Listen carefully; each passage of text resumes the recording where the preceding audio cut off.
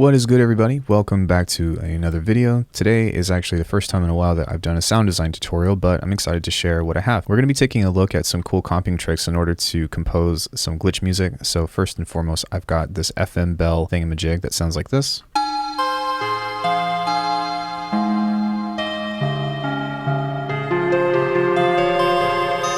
Just a nice, easy, randomized ARP that kind of changes time every once in a while.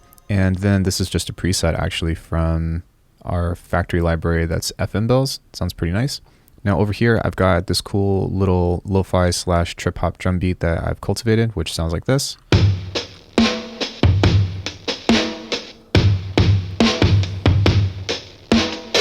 And we're just going to use this as a means to kind of contextualizing this stuff. But what we're going to do here is I am actually going to hit J and bounce this out.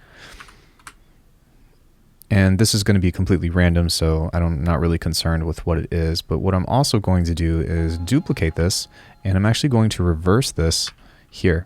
And this is going to be pretty important. So now that I've had this, I'm going to highlight both of these and hit Command J, and then I'm going to fold into takes. Now it's really important that you do it this way because, for one, if you just set a resampling channel and do that, then sometimes it can be kind of hard to align things to the grid, just because you have to be like pinpoint perfect, otherwise you have to do scrubbing. And the other thing too within reversing this is that we actually can make some interesting variations.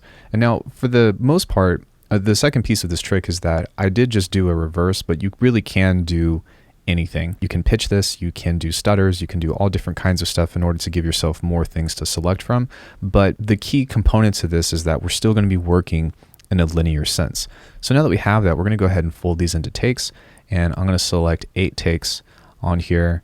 And now we've got a 2-bar clip that sounds like this. Let me go ahead and turn this one off now because we don't need it anymore.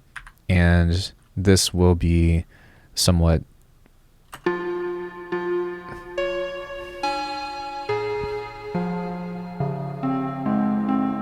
which is pretty nice actually.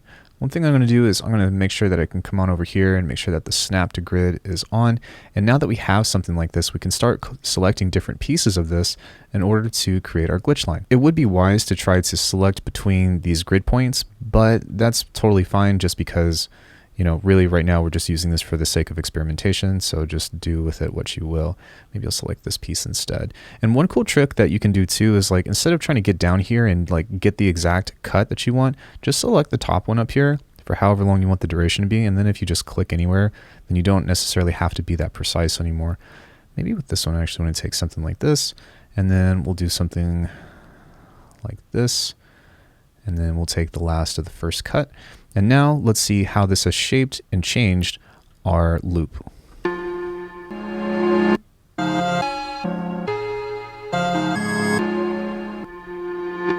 Which is pretty cool actually. So now that we've got something like that, we can go ahead and print this on over here, and then we can pretty much start doing the same thing. Now the reason why this is cool is because this is a great way to have some kind of starting melody idea and start to create variations to it. So if I were to select a different one now, maybe we want this one to start in the same sense. We're going to select a different cut, we'll leave these two to be the same. Let's select this one, and then over here I'm actually going to select 4 different pieces, kind of like so. Make sure that that's in line with the grid. There we go. And select something like that, and leave this with hopefully a reverse sound. That looks like it's in front. Let's find one that looks like it's reversed. So now we've got pretty much a 4-bar loops, or we have a 4-bar loop rather, that sounds like this.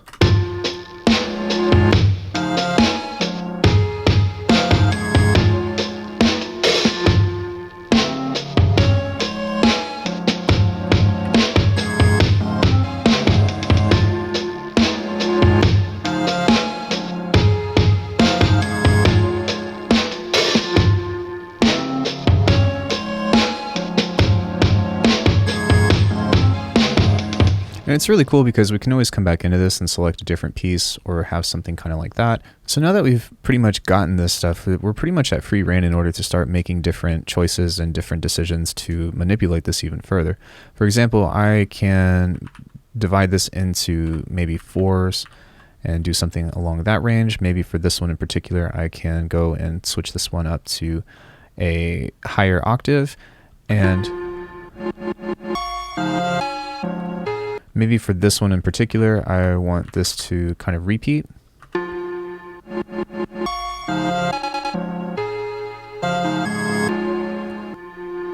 But you can start to see here that the possibilities in order to create a lot of different motion and different movements through the melodies are pretty awesome.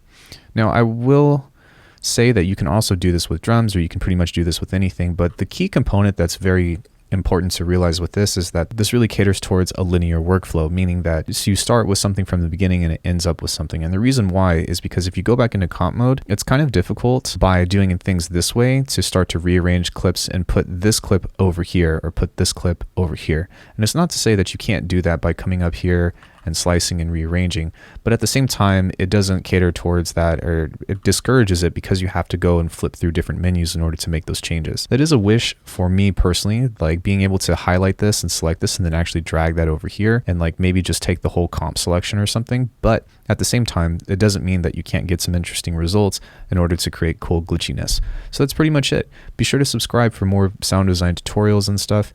And I've got a lot more content planned. Help me get to that 10K. I feel like I've been pushing to this for like 2 years. So much love, guys.